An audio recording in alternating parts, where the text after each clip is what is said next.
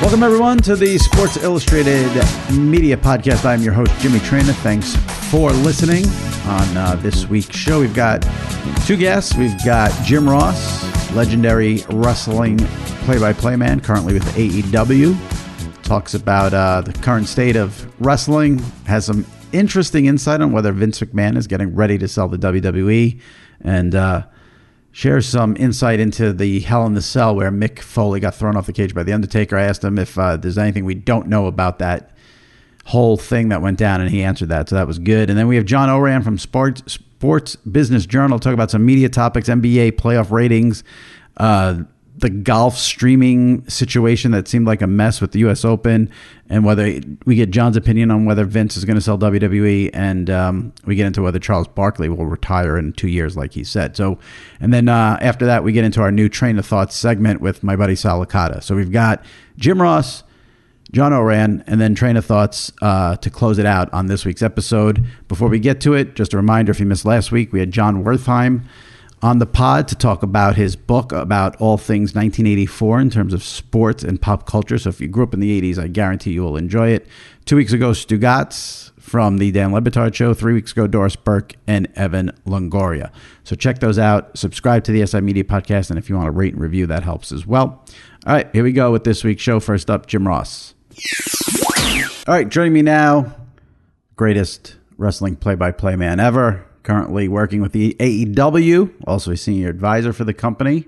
Has a bunch of jobs we'll get into, podcasts and the JR studio sessions, barbecue stuff. So we got everything with good old JR, Jim Ross. Jim, how's it going? I'm good, man. Good to talk to you again. Always a pleasure. Like I said, you got the podcast with Conrad, who's the wrestling podcast guru. Yep. And you've got this other venture, JR Studio Sessions, on adfreeshows.com. We'll get into all of that. But let's talk about wrestling. Okay. Well, let's start with this. Give me sort of the state of AEW right now. Obviously, they come along. Great story from a business side of competing with WWE. Get a deal with Turner, and end up making WWE move NXT off Wednesday nights. What's sort of the state of AEW right now? You think it's progressing where it should be? Things are going well. Give us a little sort of state of the union on AEW. We're like any young company, Jimmy. We're still growing and hopefully getting better at what we all do in our respective jobs. We're getting ready to start back on the road, which is, I think, really crucial. Looking forward to that. I think we start back on July the 7th, or I think that's the date, on Wednesday night, back at our regular time on TNT in Miami. So we got some good dates coming up. The advances are good, ticket sales are good. So that tells me that we're doing something right. But I think the main thing, as far as the fans would be concerned about, is that a lot of our young talents are maturing and getting used to working a television match or getting used to working on national TV. And so many of our young guys came from the indies where they didn't have that opportunity. So I'd say we're progressing well. We're a young team that's growing. And again, our veterans that are contributing, the Chris Jerichos and the Moxleys, and, Paul White's here and Mark Henry's here now. And those guys they're not here necessarily just for in-ring work. They're here to teach and coach and mentor. So I think that as far as I'm concerned, of all the companies I've worked for, and I've worked for many since 1974, this is probably the most wholesome, positive atmosphere that I've been able to participate with. So I think that we're doing well. Tony Khan's a enthusiastic, brilliant young leader, always been a great fan. And I'm not just talking that for lip service. I mean, he's a historian. He remembers things I said before he was born. I don't know, it's like, are you kidding me, man?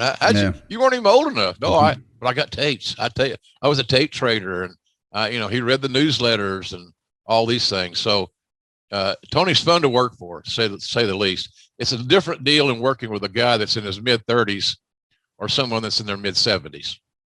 And I follow, I'm 69, so I'm the oldest guy there, I think. But nonetheless, I like where we are, and going back on the road will be just exactly what our young guys need. Yeah, and I'm sure the fans are looking forward to that as well. If you had to pick one thing, what do you think is the biggest challenge for AEW? Talent development, developing new stars, getting that homegrown feel on certain talents. Jungle Boy Jack Perry's going to challenge Saturday night on TNT. Kenny Omega with the AEW title. That's a big deal for this young kid, Jungle Jack. But Perry, Darby Allin, among others. There are others, but I think evolving these young talents and continue to grow them, give them opportunities for quality playing time minutes is something I think is very important. So I think just continuing to evolve and develop young talents with a skill set to be able to work a television match, because that's a different ball game than working a live event with no cameras there. Right. It's a different sensibility. It's a different perception. So I think that would probably be the key thing: continued talent development. And we have a lot of young. We do these. We do 2 other shows. We're getting ready to start a 3rd show. So our roster has got to be managed really judiciously. So I think talent development, Jimmy, is a key thing for us. Continue to evolve those kids and those young guys. Did you get any pleasure from WWE moving NXT off Wednesday night and not competing with AEW Dynamite? Gosh, I'll be dishonest, and I'm not usually dishonest if I said no. Oh no, it didn't bother me. It was a minor win, I think, maybe. We're the upstart. They're the NFL. We're not, but we play pretty good football, so to speak. But it was kind of fun that they moved off their spot. We made them blink, at least if nothing else. And I think it'll be better for fans and both brands by being separated. I was never a big fan of the Wednesday night wars. I thought it was uncreative. It's kind of lax reporting. It's the equivalent of the Monday night wars, but far from it, quite frankly. Yeah, definitely. It's just numbers. Just do the math.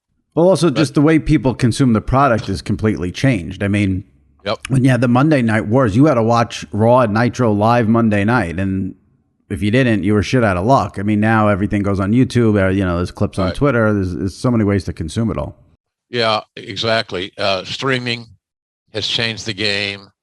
Streaming services is a new thing. I just believe that if you're a wrestling fan, you should be supporting all your genre, because God knows if it wasn't for people like you and a handful of others, we're still going to be looked at as that dinosaur. They're the old, that's that pro wrestling thing. I used to watch it when I was a kid. If I've heard that once, I've heard it a 1,000 times seemingly, especially on airplanes. Well, I don't watch it anymore, but I remember you on there. You had that black hat, right? You're that guy. Yeah, that's me. I think that the growth of the business, that them moving to Tuesday made everybody happy. They get a independent audience. They can build a bigger audience. The wrestling fans don't have to make a choice. And so I think that's all good for the business in general. If you don't mind, I'm going to ask you to play sort of psychologist, psychiatrist here for a minute, because obviously you know Vince extremely well. And Vince, I'm looking at it as a fan, sort of, doesn't sort of concede often. So when he did move NXT, because people could say whoever makes Vince makes every decision there. I think that's still clear. What did you make of it from Vince? Do you think, was it Vince wasn't happy and he did it, or do you think Vince is just thinking strictly business? This is better for us. We have to do it. I think the latter. For the growth of the NXT brand, for their ongoing relationship with the NBC Universal, I think logically speaking, and taking personalities and emotions out of it, it was the best thing for them to do. It was the best thing for them to do with their relationship. They could build a bigger audience. And again, the fans don't have to make a choice. I can tell you, I'm sure it pissed him off to read every week where we're We didn't beat them every week. I don't want to exaggerate. Most too badly. weeks. But a lot of weeks, more weeks than not, we were the number one watched pro wrestling show on Wednesday nights. And I know he didn't take that as in a good way. He's very competitive, and he's used to being the bull of the woods. Yeah, he's used to doing whatever he wants to do and winning. And on Wednesday nights against us, they weren't winning on a regular basis. I'm sure that bothered him to some degree, but I think that at the end of the day, it was the right decision to make for everybody involved.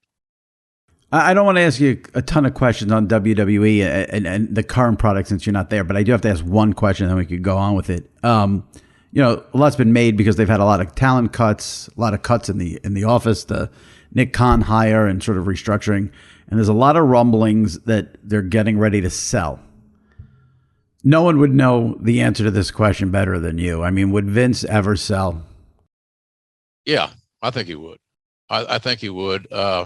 Do you think they're getting ready to sell now? I don't know. It certainly seems to be leaning that way, but I got nothing concrete to base that on other than what business people that have been involved in sales and acquisitions and things of this nature, you know, they're cutting their overhead, which is obvious.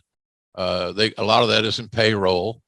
Their payroll has ballooned hugely. Some of those guys that got cut, the last round of cuts were, some of them are, $1 million plus players.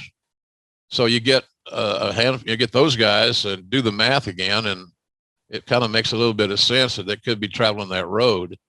The McMahon family, their grandsons, the grandsons' grandsons, are not going to have to worry about money ever. And it may be where, you'd think that Paul Levesque and his wife Stephanie will be, I've always thought that Levesque would run the company when Vince decided to step away. The issue is that, and I believe this, that Vince is never going to step away.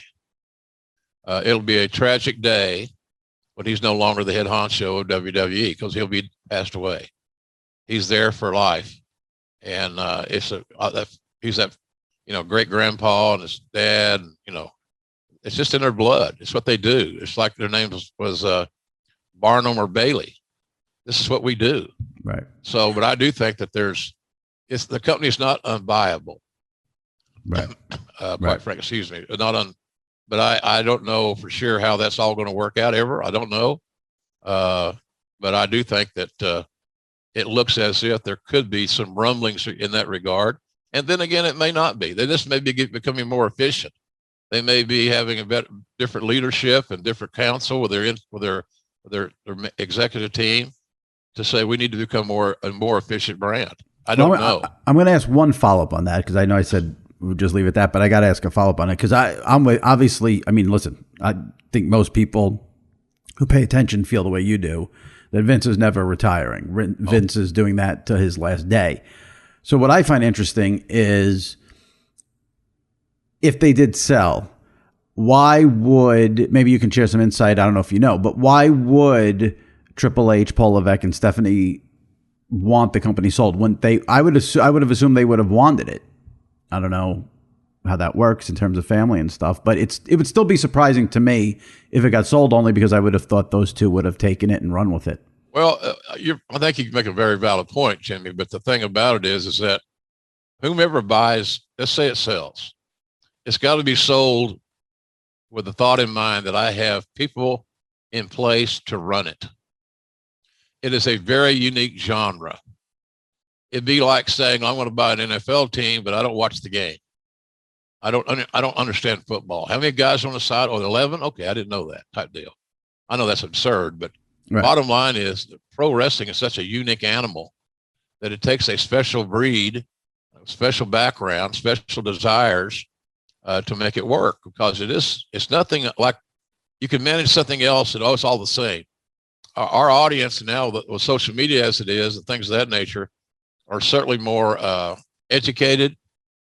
They have more information. There's more information flow, and wrestling fans have been, they finally have something they can carry their flag around. It's people are paying attention in a great way. And like I said earlier, social media is the key to that deal. So if I was going to sell WWE, let's say Amazon, I'm throwing that out. That don't mean nothing. Right. It's a name. It could be Acme Brick Company, and Wile E. Coyote's getting hit with it. I don't know. The bottom line is, who better to run it than Triple H and his wife? Right. DNA's there, experience is there. Vince has given them a great opportunity to get more experience in management, upper management. The key thing in this whole deal, if you look at their situation, it's no different than ours in AEW. The two components that we have to protect are talent and television. One without the other doesn't make any money. So I would think that by any stretch, that if it did sell, it'd be a huge windfall for all involved, especially the family. And it's certainly no guarantee that, nobody can say that, well, I guess Triple H and Stephanie got to find new jobs. I see them standing right there and running it. Right. That would be a guess. Yeah, all this is speculative. Yeah, of course. It's very interesting. Fascinating to see how that plays out. All right, switching gears, or as your partner Conrad would say, let's keep it moving. Yeah, a lot to unpack here. Yeah, Conrad loves a lot to unpack here. Let's keep it moving, JR. Well, give me sort of the list here of the JR jobs right now. So you've got AEW play-by-play on Wednesday nights. Right. Then you've got the Grilling JR podcast, which I'm a big fan of, and I do my best to listen every week. I may not listen every week, but I do listen to every show. I do catch up. And I mean, Conrad does a phenomenal job with those, and it's great to get your insight on those. You guys have had some phenomenal episodes. And tell us what's going on here with the JR's studio sessions. Well, when I was working for CW there and working for Turner, I was doing Falcon football for WSB Radio. And they opened the Georgia Dome that year. They cleaned house except for Jeff Van Note, the old center for the Falcons, number 57. And they kept Jeff as the color guy. They hired a great play-by-play guy named Bill Rosinski, who's now doing he does a lot of things, college football, a hell of a lot of golf. And so I got to know the management team at WSB. And so I was also doing wrestling at the same time. So I was shooting the breeze with the upper management. I said, what do you do I'd like to do a call-in show, a talk show. I think it would work out real well because wrestling fans have never had that outlet. And so we came up with the idea, a little show called Wrestling with Jim Ross. Very creative, I might add. I didn't name it, but that's what it was. And so it aired Sunday night at 9:00, the proverbial wasteland for radio talk. shows. Yeah. So if that was your only source of income, Jimmy, and you got 9:00 on Sunday night for an hour, you probably wouldn't be running out and getting a realtor to buy a big house. So they gave me so many minutes of commercial time to use as I saw fit, which means sell. And they took so many minutes. They provided the board off. I did the show from their studio, WSB meaning they, and started that radio show. I did it for a couple of years until I got hired by WWE in '93, but subsequently I debuted at WrestleMania 9.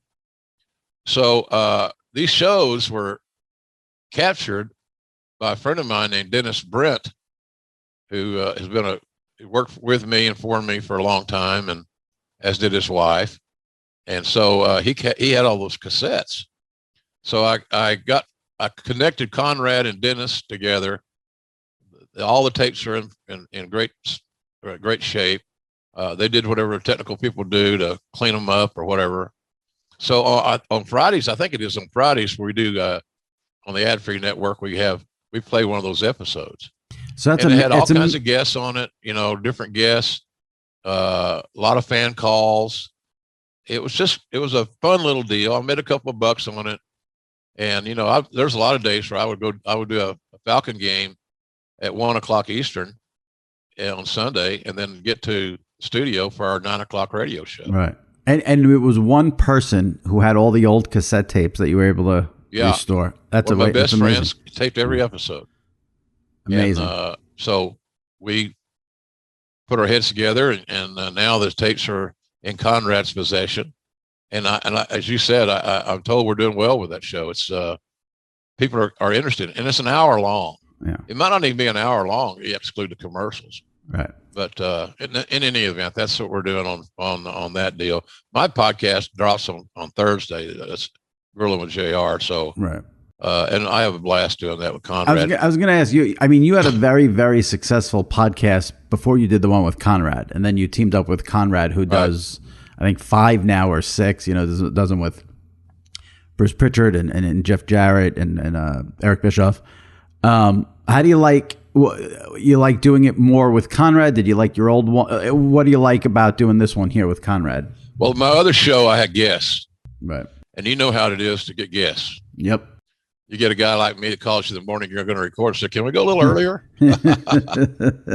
And you're nice enough to acquiesce to that. I by far, working with Conrad's better than working alone. It's great to have somebody to play off of. We don't have the issue of guests. We don't do guests. Right. We do events.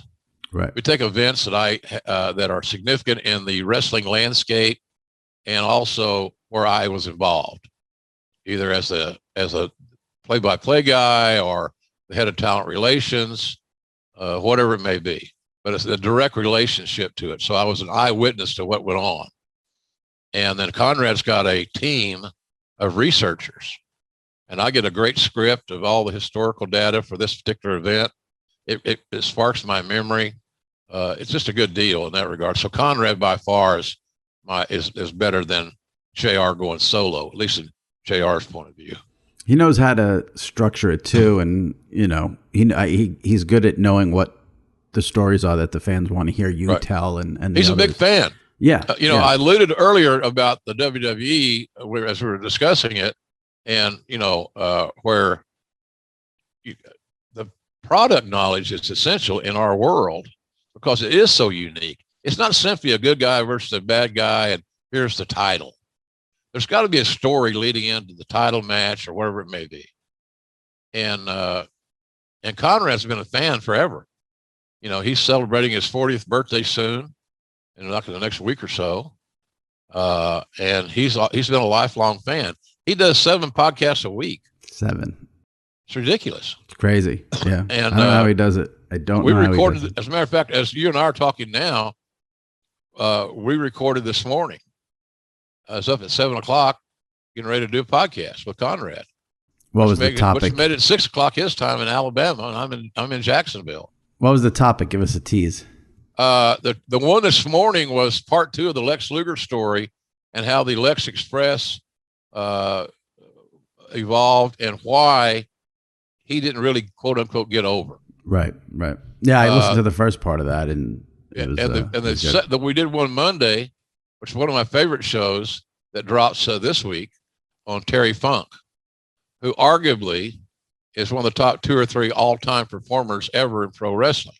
Kept reinventing himself. He got into movies. He led the way for a lot of guys to do things like that. He was a hardcore guy.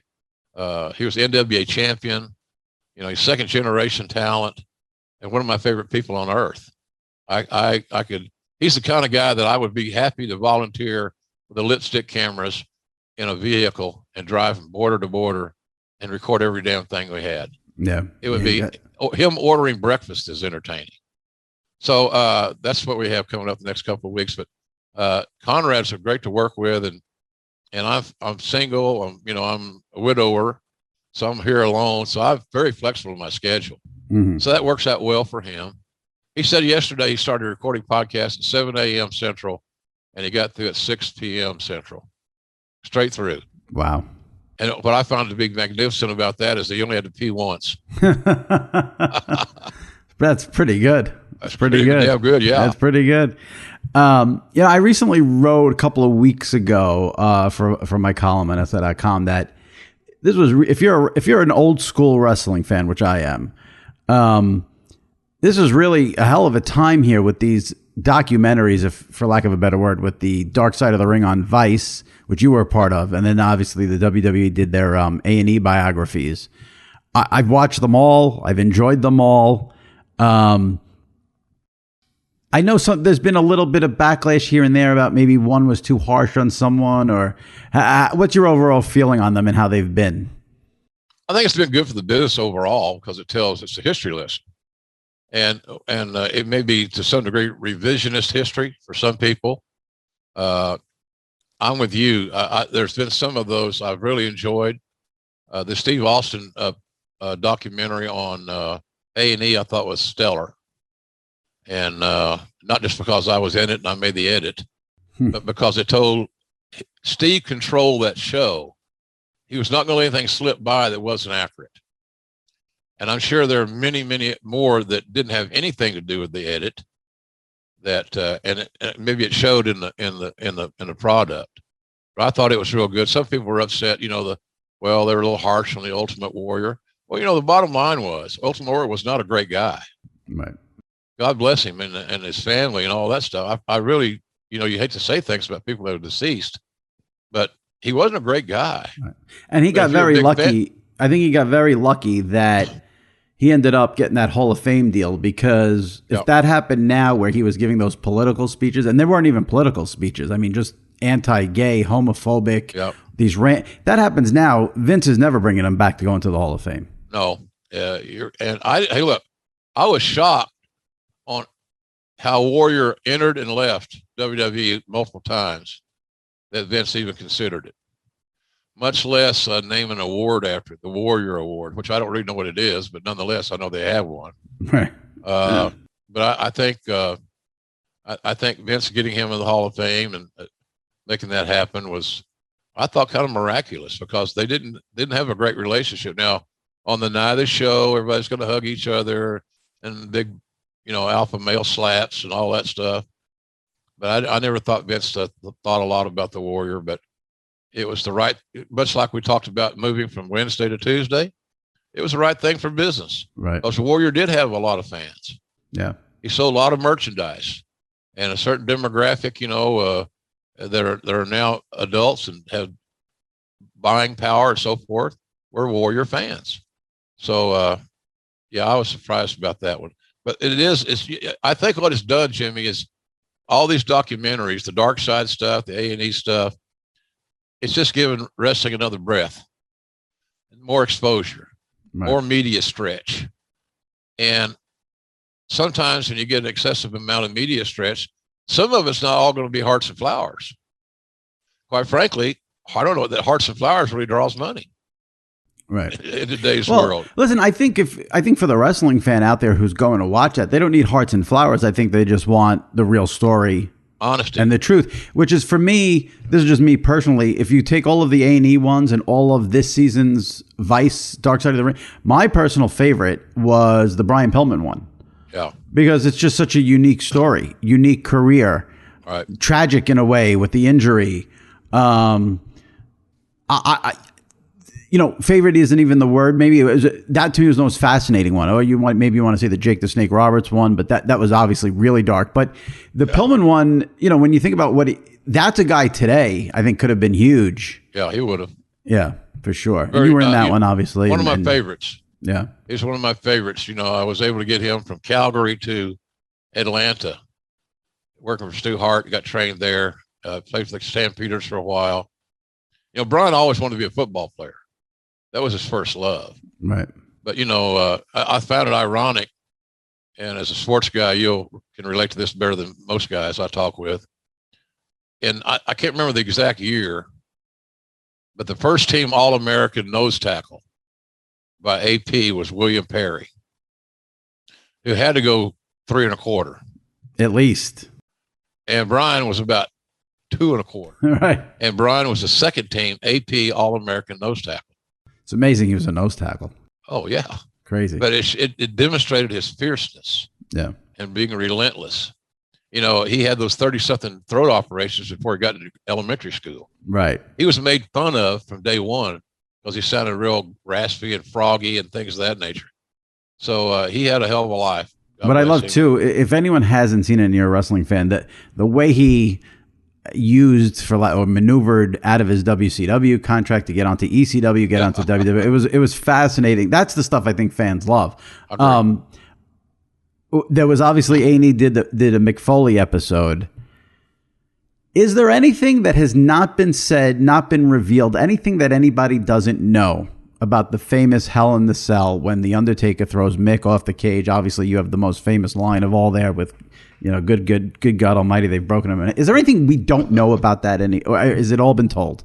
Well, I can tell you that, ironically, last night on the Peacock Network, I watched Stone Cold.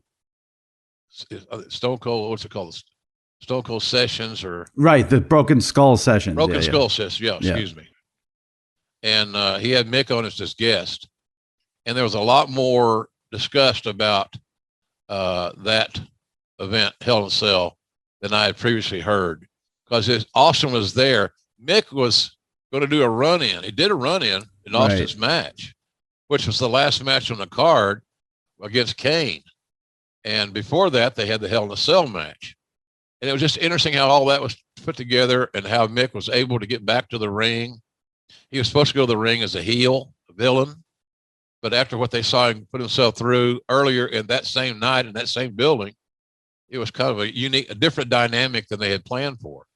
So if anybody wants to know more about that event, Mick's personality, mindset, Undertaker had a big hand in all that stuff, because Undertaker was going to have to bless the bump off the top.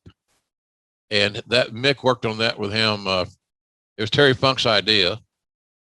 And Mick worked on the Undertaker for several weeks, I'm told. And I was there. I know, but I thought it was so absurd, it would never happen.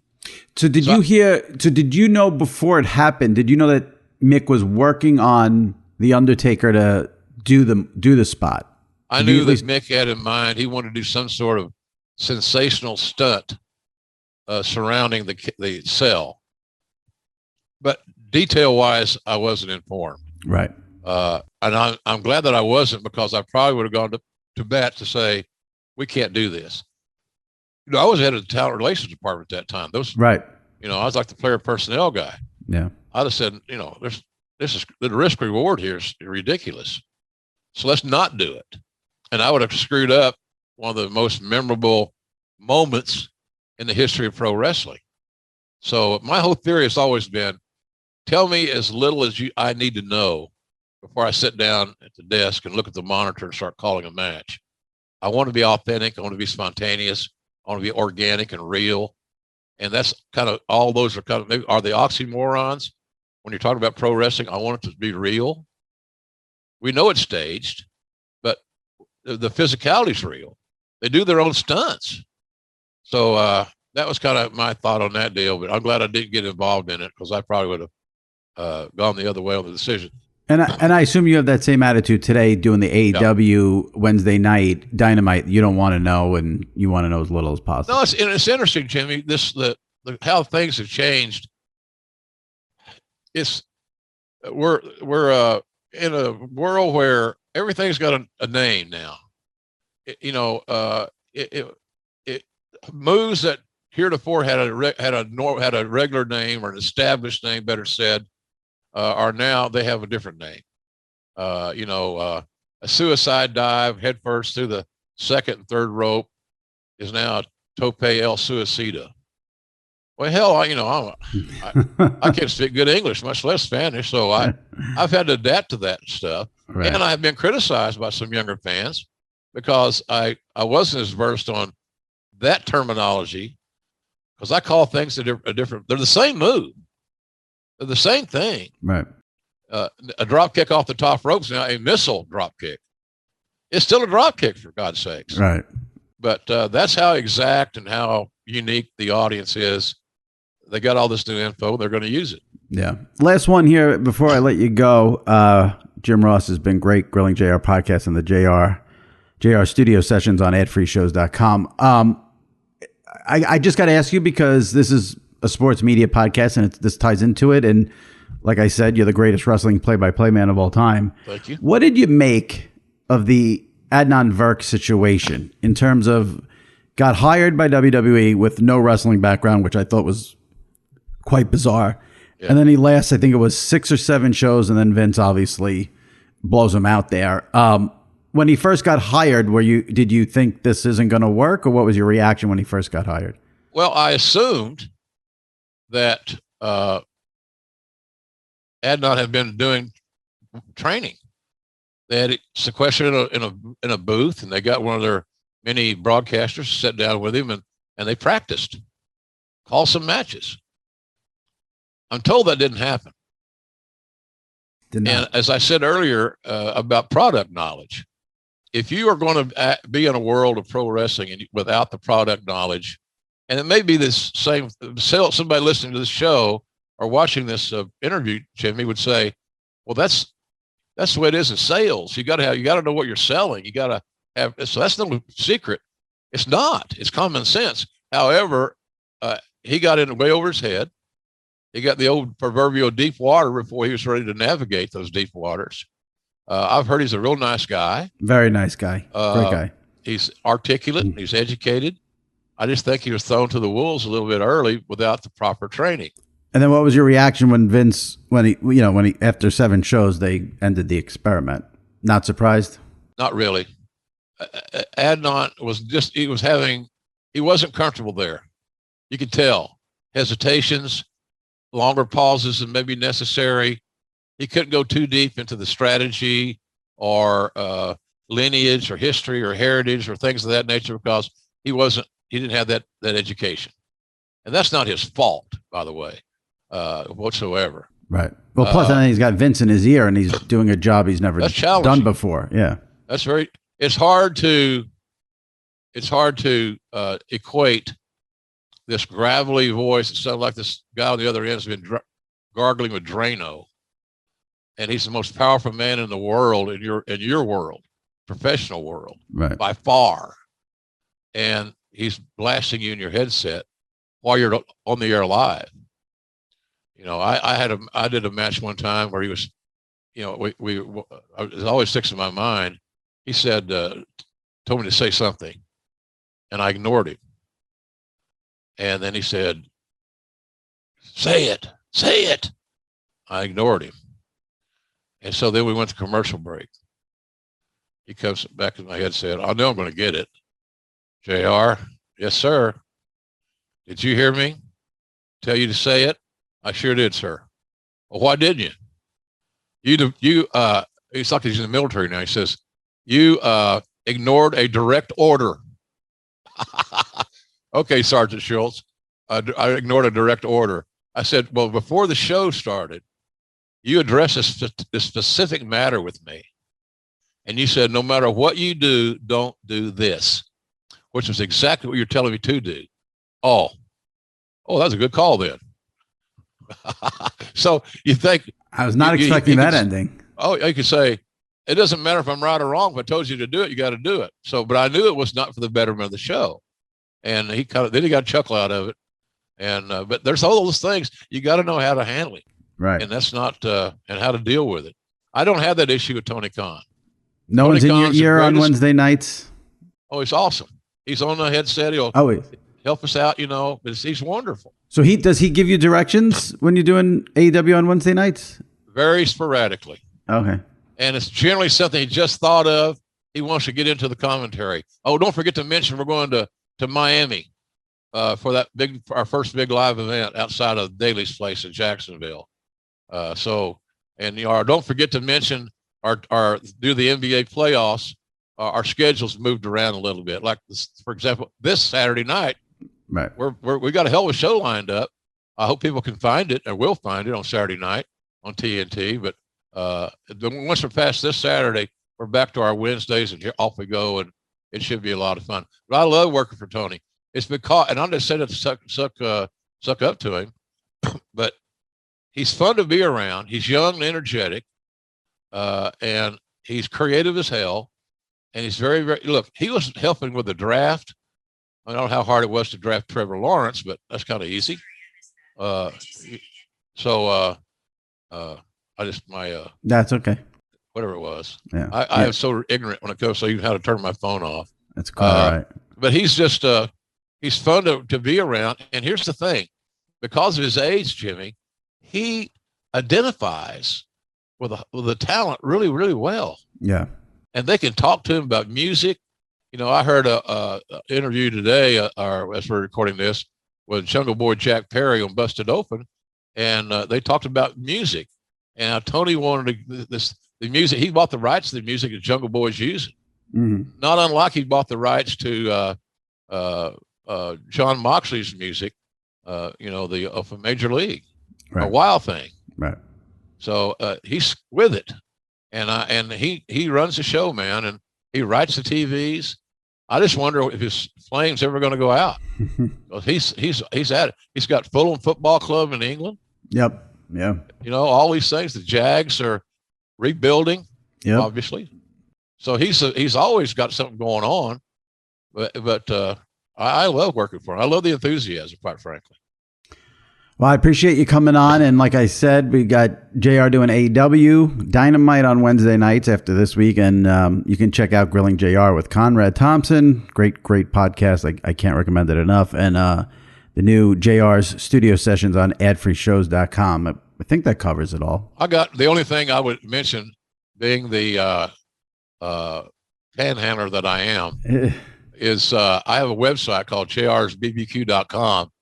And we sell barbecue sauce and chipotle ketchup, jalapeno honey mustard, beef jerky, all my books, things of this nature.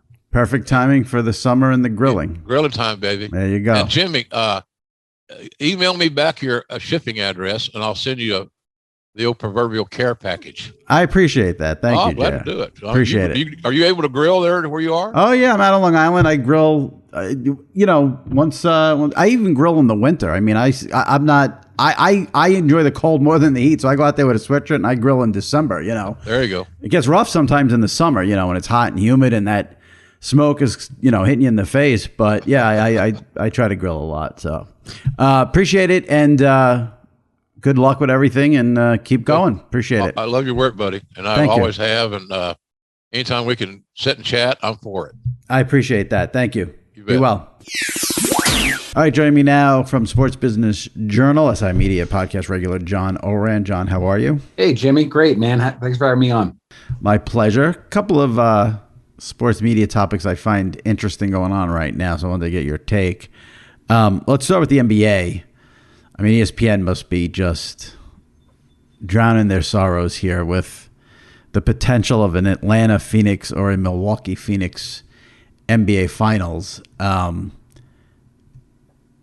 Take out the Clippers because that's the LA market. If they got Hawks Suns, or Bucks Suns, do you think it'd be rated even lower than last year's NBA Finals, or last year because of the pandemic and the bubble, it'll still do better than that? It should still do better than that, but you know what? Throw the Clippers in as well, and you could have thrown the Nets in too.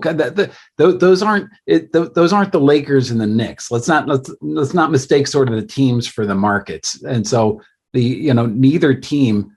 One of the more surprising things to me that through this season and through the playoffs has been, I know that they're out now, but the Nets have Kevin Durant, who, if you're an NBA fan, yet you have to watch. Kyrie, James Harden, who I can't watch. I hate his game, but sort of, three big stars.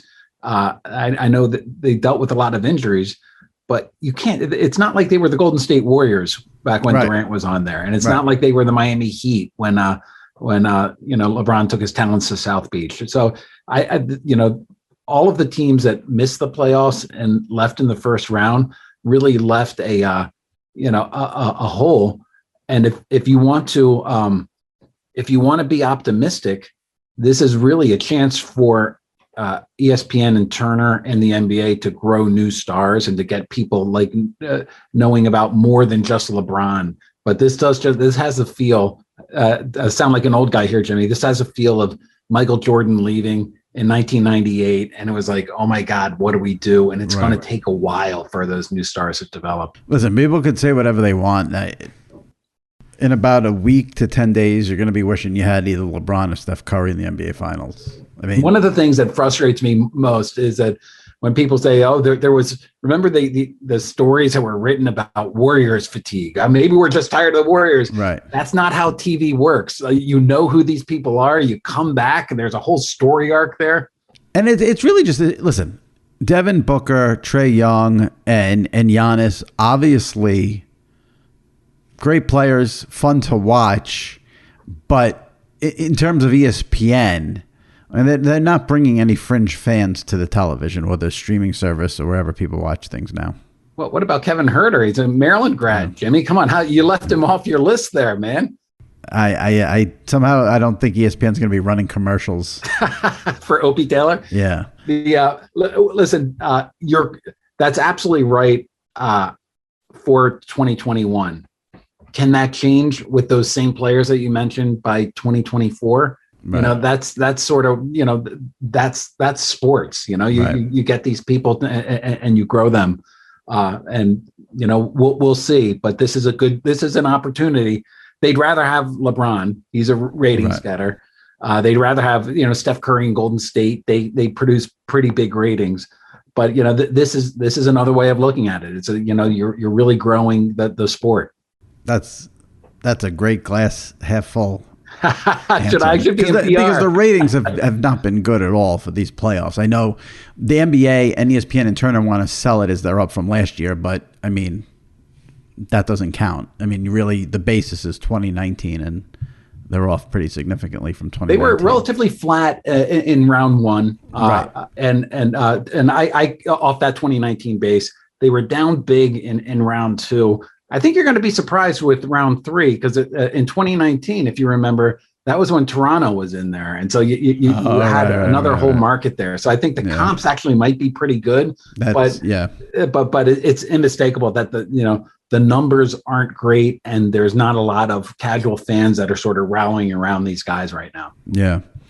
I thought it was interesting. You know, I think I've talked about this with you before, and it's a theme here, it seems, weekly about, you know, everything going to streaming, and, you know, I'm an advocate for just keep everything on cable and everything. And I saw this, I didn't really watch any of the golf over the weekend, but I saw a billion people retweet this tweet from ESPN's Kevin Van Valkenburg into my feed.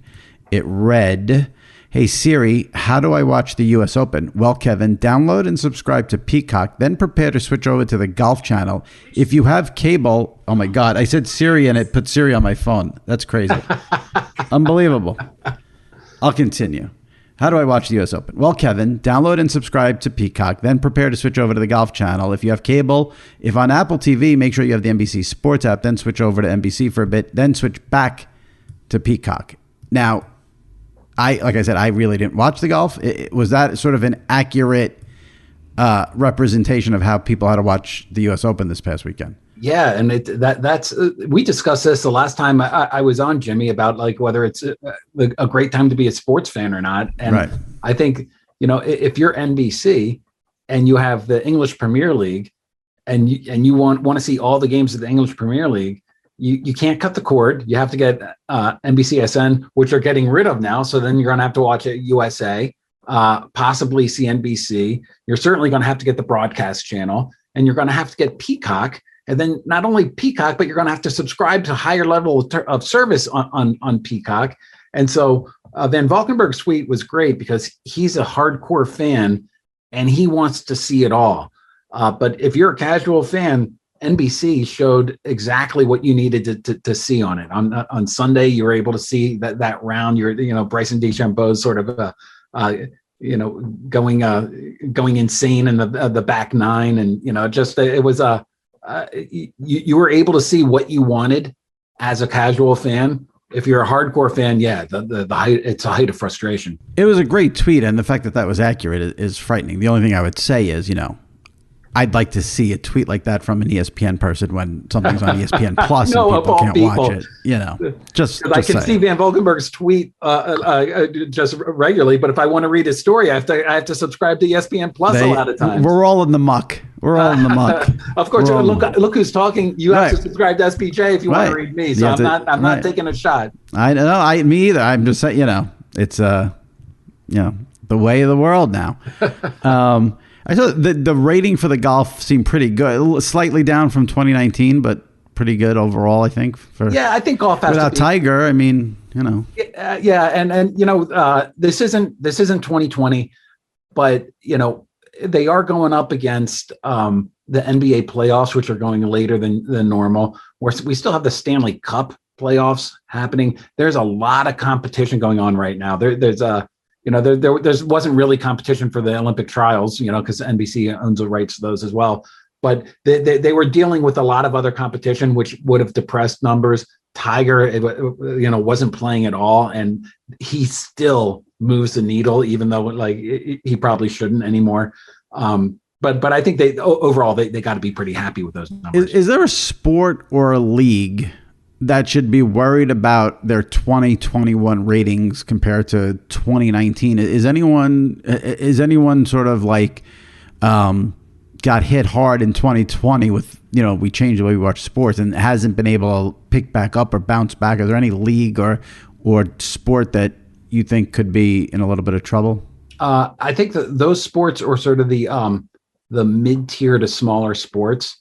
I think that if you take a look, for example, at baseball ratings have not been great, and hockey ratings have not been great. The NHL just doubled its rights fee and deals with ESPN and Turner. Major League Baseball got a huge increase from Turner and Fox. ESPN's paying a little bit less, but they still have a package that's out there to sell. So even though ratings are down, and then again, even though ratings are down, rights fees are going up. But also, we don't quite know what the streaming numbers are, and that's how two old guys like us, we're watching TV, but they want to get the younger audiences that stream, and so the numbers there are much they're not higher, but they add a lot of viewership to that number. I thought it was very interesting. I know that the NHL doesn't move the needle in America, but the fact that the NHL players were getting beat on a nightly basis by the college softball, I thought was pretty interesting. It is interesting, but it's also a story that happens every year. College softball is one of those.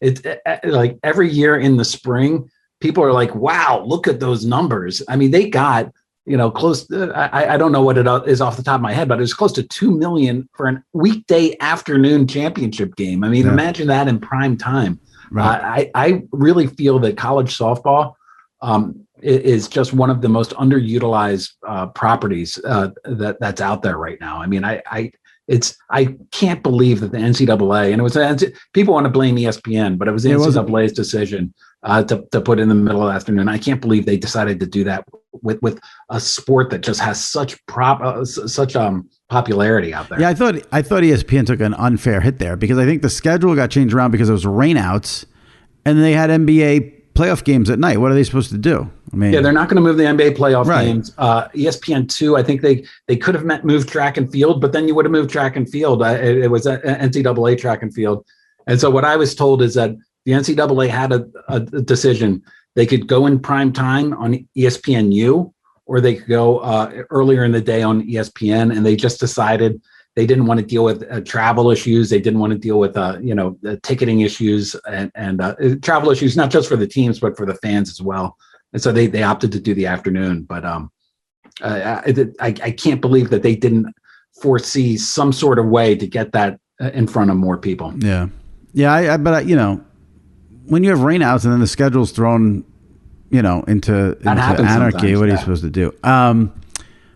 Switching gears, we've had fun with this on the podcast many times. You're not a wrestling guy, we know that, but you are a business guy, and there are some major rumblings that the WWE is getting ready to sell.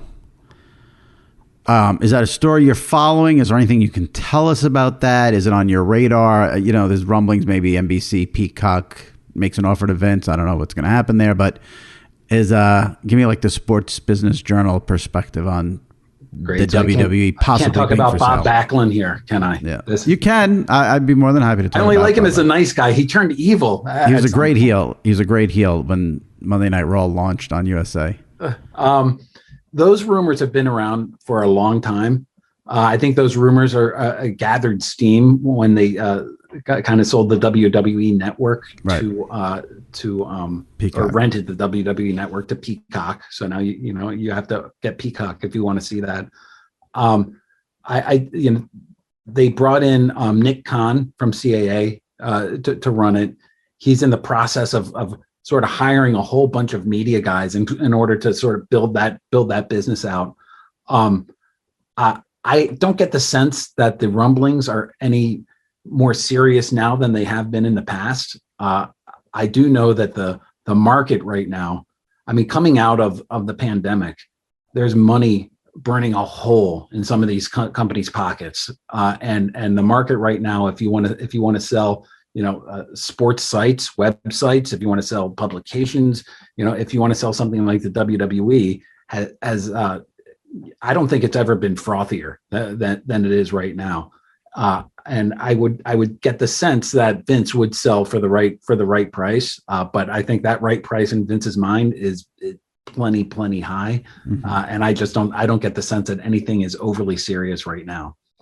Do you know if something's announced this afternoon, though, I would appreciate if you edited that one out, Jimmy. Okay. I don't think it's happening this afternoon, but with Vince, you never know. I mean, is there? What do you? If Vince wanted to sell it today, what would you think the price tag would be? Oh, I couldn't. I can't even begin to guess what the price tag would be, but I can begin to guess that NBC would want to have something like that.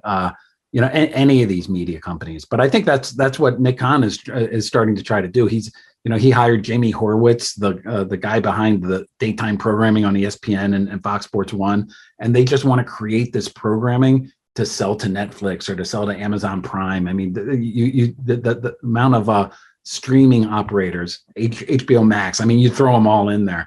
There's a lot out there. There's a big market for known content, and that's what the WWE certainly has. Right. And I think that's where they see a big growth potential is by selling those kinds of shows.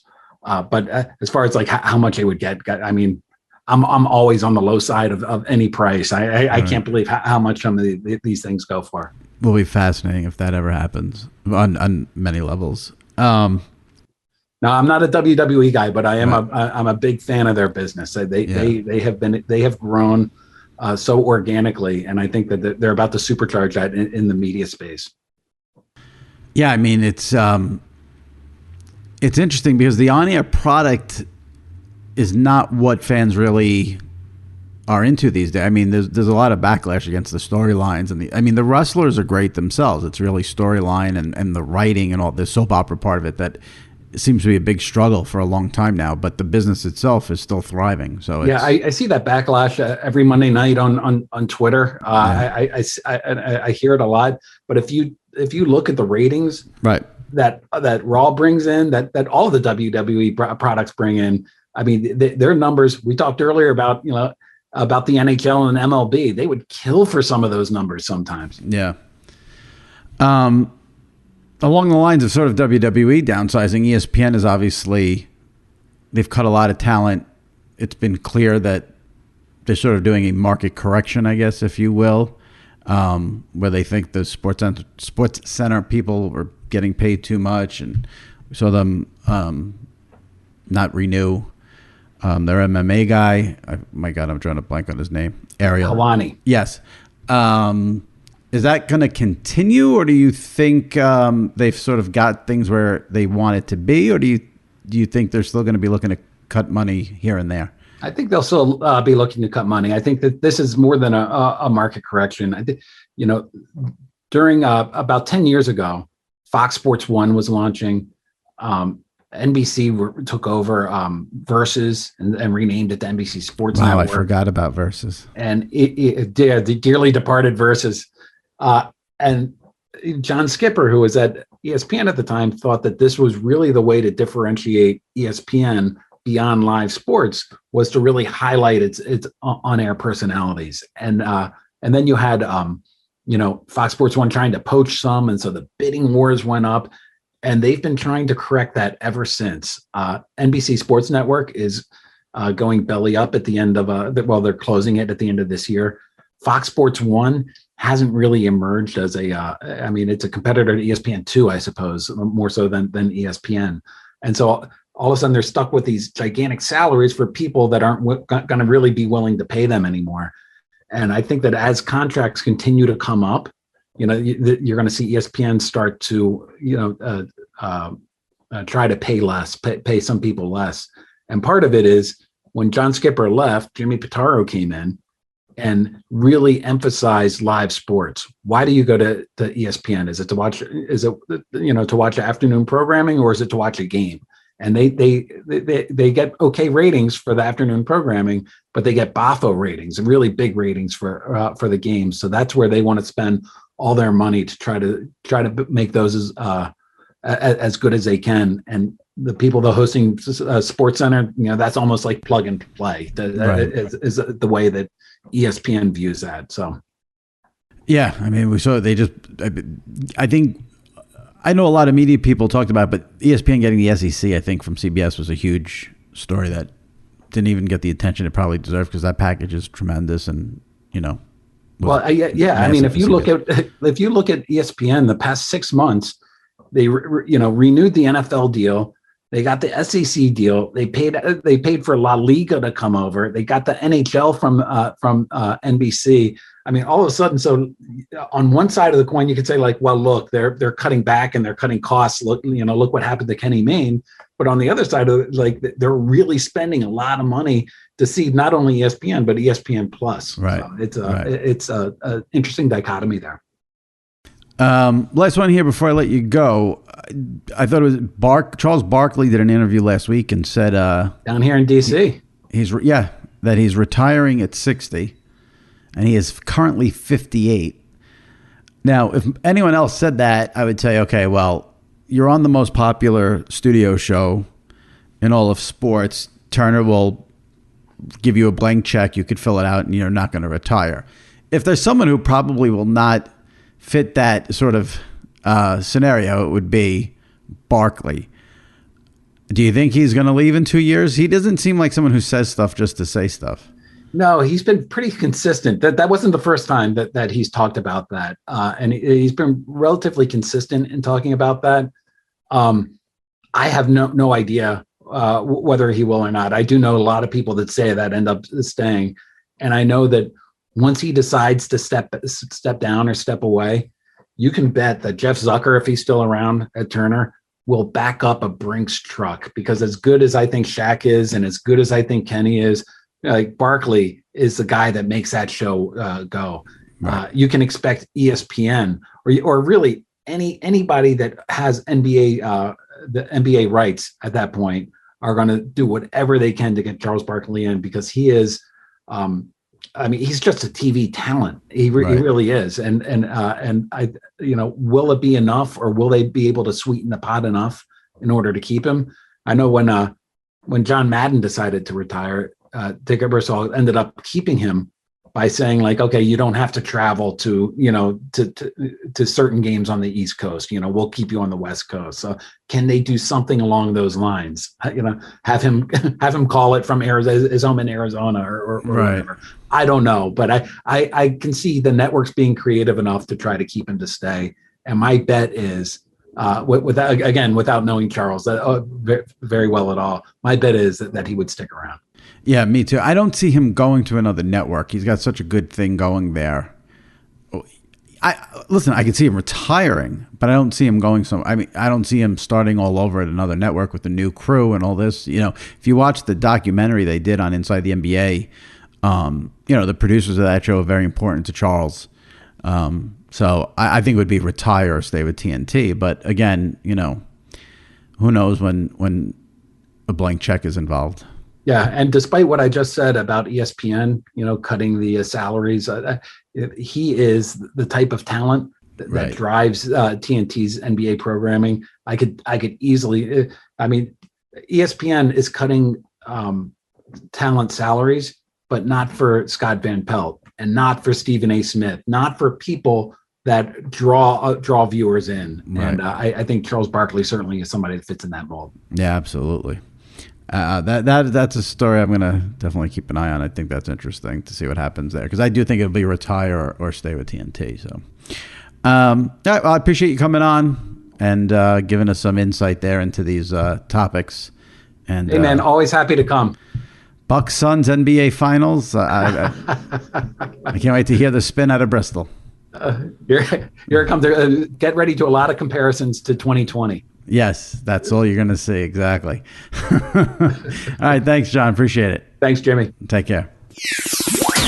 All right, time now for the new weekly Train of Thought segment. Debuted it last week with my buddy Salicata from WFAN in New York and SNY in New York, where I'm just going to throw out some topics here and sort of an extension of the Train of Thoughts column. Sal, how's it going? Yeah, not bad. Good to catch up with you on a weekly basis now. This is fun. I mentioned you're on FAN and SNY. What's your Twitter? I know you love Twitter and getting feedback from people. Do you? Yeah, I don't even want to give it out. I don't want any negativity. I don't want any hate. At Sal_Licata. You know what? I've actually not even been checking the mentions as of late, and it's been therapeutic. It's been great. Sal has quit Twitter about 75 times in the last 3 years. All right. A couple of things I need to get off my... Let me just start with this Carl Nassib thing, and you don't even have to comment on it because it really ended up being this whole deal yesterday, where I wrote a column on Tuesday that I was disappointed in the lack of public support from current star NFL players. Now, because everyone on Twitter is an asshole, people are like, oh, Warren Moon said something. Okay, well, he's not a current star NFL player. The only two current players I saw were J.J. Watt and Saquon Barkley. I know Edelman tweeted, you want to call him a current player, he just retired, I'll even give you that. So that's three. And people are like, oh, you know, if they don't do it on Twitter. And listen, I'm one of these people, like, I don't think you need to do stuff on Twitter for show. I hate that. But in this case where he is the first ever openly gay current/active player who has to deal with his teammates in the locker room and players around the league, I think it would have been nice if you would have had other big names come out and said, you know, this is great, support you.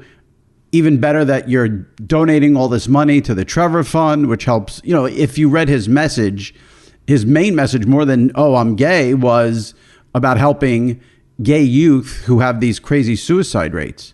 So I would have liked to have seen a little more support from the star players around the league. And then, of course, on Twitter, there are a lot of people who obviously agreed with me. And then you get the people who are like, you know, you have the totally homophobic people who, you know, I just block. But then there's people like Warren Moon said something, or like, you know, the fourth string D lineman on some team nobody cares about them. That wasn't my point. Nobody, you know, those people don't read the column. But like a little more than J.J. Watt and Saquon Barkley, I think would have been nice for the guy. But that's just me. Yeah, it is interesting. A couple of different things here. I am not one who likes the forced take, right? So when everybody's going one way, you almost feel like you have to chime in because otherwise you're going to be labeled as a jerk if you don't. So there's a fine line between that and then players standing up at a spot where they really do need to support Nassib here because this is monumental. I mean, as you mentioned it, this is not Sam, when he came out of when he was coming out of college before he got drafted, Michael Sam. Right. This is an active player coming out. And I understand that we should be at a point in society where, you know, now organizations celebrate Pride Night and they're much more open to it. It's something that's talked about much more regularly still. And maybe that's why it loses some of its value here. But still, you're talking about the first openly gay player who is on an NFL team. That's the whole point. Right. Yeah, I would think that certain guys, let's say Tom Brady, and I hate to call him out, but he's one of the faces of the NFL. Certain guys should feel a responsibility to go out and support Nassib in this. Right. Spot. And some people say, oh, maybe they sent him a text, maybe they got in touch with him privately. Okay, that's fine. But this is a situation where you're trying to change sort of the public perception. I mean, there's the archaic beliefs about a gay player in the locker room. So if other people would understand that, you know, because you also had that whole, you know, the people who clearly told on themselves in their responses to me are the ones who are like, who cares? This, what's the big deal? No one cares if he has sex with men, blah, blah, blah. If you think that's the point of all this, you're either a homophobe, an idiot, or both. So whatever. And I do think that people just lose the seriousness of this. I understand. I don't care what guys are doing. I don't care what anybody's doing behind. Right. I want to see what they do on the field. That's not what this is about, though. Right. This is somebody who's open about it. The first actively, gay player now in the NFL. I do believe that. Look, how many players are there in the league? And you name what, 3 or 4 that came out and said something? Right. That's not nearly enough. And it's the NFL. It's that whole tough guy alpha male. Sure. And I was saying the guy was hysterical on Hard Knocks. So like the fact that I knew who he was because of Hard Knocks was phenomenal. All right. The other thing is, all right, we got to talk about. You're a huge baseball guy, diehard Mets fan. Now, I know you probably hate what's going on with baseball. I love it. The fact that I could get highlights of people pulling down their pants and fighting with the umpires and Joe Girardi and fighting with Max Scherzer. I actually think it's good for the game, which I know no one else does. But I think it's hysterical what's going on. I assume you probably are livid. No, I'm not livid. I think it's stupid. I do think there's a going through the motions element to this. All right, let me come check it. Now, what happened with Girardi and the Nationals, that I loved. I mean, are you kidding me? To have Girardi, that's how I think it should be done, by the way. Have the manager, if he suspects something, tell the umpire, hey, go check him out. Now, I know there's going to be gamesmanship, as there was last night. Right. And Girardi wants to fight Kevin Long. It was, right. I mean, that was, you're right, that was awesome. But Girardi was out of line, though, because didn't he asked them to check him 3 times. You should not be allowed to get a check 3 times. Well, they checked him on their own, I think, twice. And then Girardi had them, he wanted them to check his hair. So I could understand Scherzer's frustration.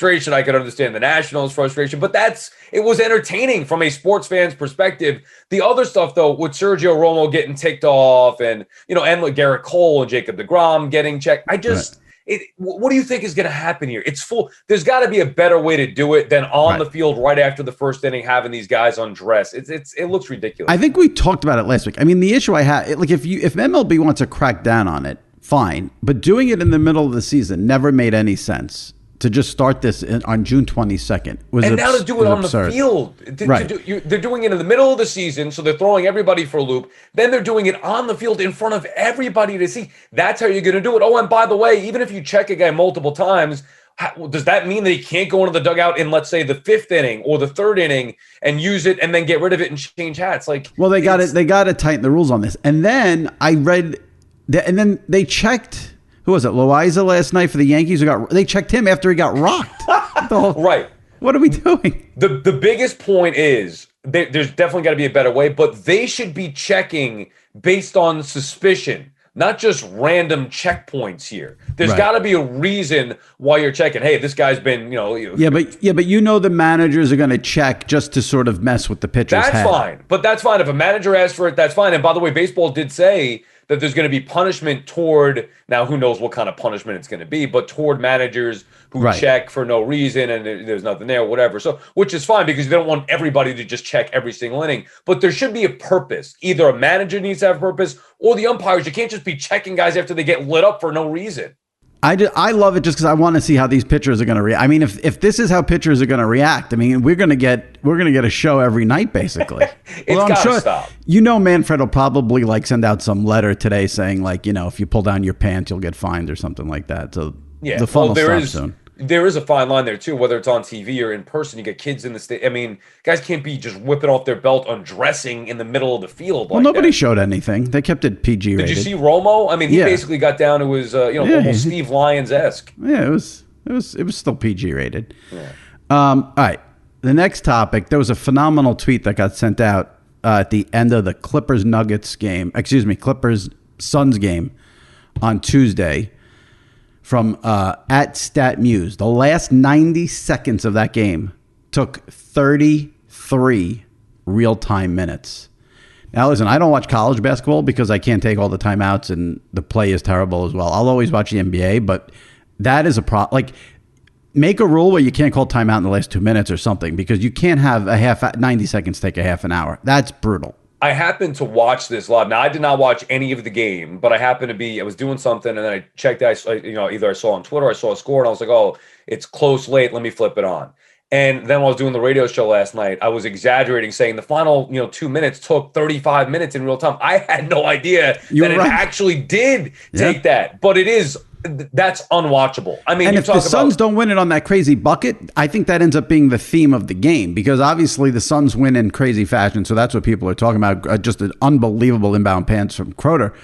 But you can't have that. You just can't have that. 33 minutes to play 90 seconds? This has been a problem for years in the NBA with the timeouts down the stretch. Now you throw replays. They replayed there wasn't even that many plays, and they replayed it every time. It's annoying. Right. Just rule it, out of bounds, whatever. Then they're ticky-tack stuff. They're replaying it, not going based on what the spirit of the rule is, as Van Gundy was talking about during the game. That is atrocious. And if they're not doing that in the first quarter, then why is it so important in the final seconds of the fourth quarter? So it doesn't add up to me. Replay, and I've said this for years, replay is killing sports. That destroyed what was, I mean, it turned out to be a great ending anyway, but it destroyed what should have been a fun, fast-paced, moving ending to that tremendous game. Well, I get annoyed because obviously we talked about it with the baseball, with the sticky stuff. Like people are like, oh, baseball's a mess. Baseball's a joke. Manfred's a joke. Blah, blah, blah, blah. Yeah, replay in the NBA is a complete disaster.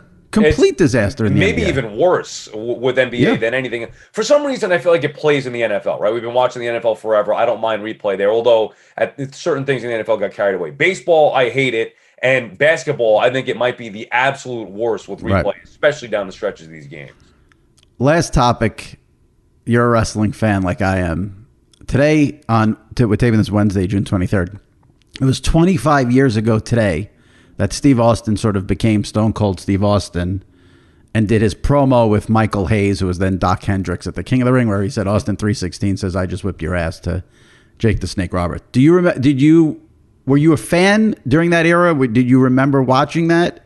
So I was not in real time a fan of that era. Now, obviously, I think it speaks volumes to how significant it is that even a casual fan, I was a diehard fan from like, let's say 85 to 92, right? So then I was out of it at that point. I did get back in a little bit with The Rock circa 2000. So I missed that beginning, the start of the Attitude Era. But, you know, with all the stuff on the network or DVDs in years gone past, I've gone back and watched it. So I understand the significance of it and I know the history of it. But I do think that even somebody like me who didn't live through it in real time to understand the significance of it, it just shows you how impactful that was. Probably even bigger than wrestling, right? It just spawned a whole new, the Attitude Era, which is one of the biggest. I think it's the most popular selling T-shirt all time in the history of wrestling, the Austin 316 one. Now I know. How quick did it happen? From that moment, was it like the next night, the next week that everybody started? It was pretty quick because then it tied in. It sort of tied in. So that was King of the Ring, which is usually. So I'm trying to remember now the timing of it, because it really took once Vince screwed Bret Hart and he became the top heel, and then that started sort of the Vince Stone Cold feud. That's when everything went. I mean, right.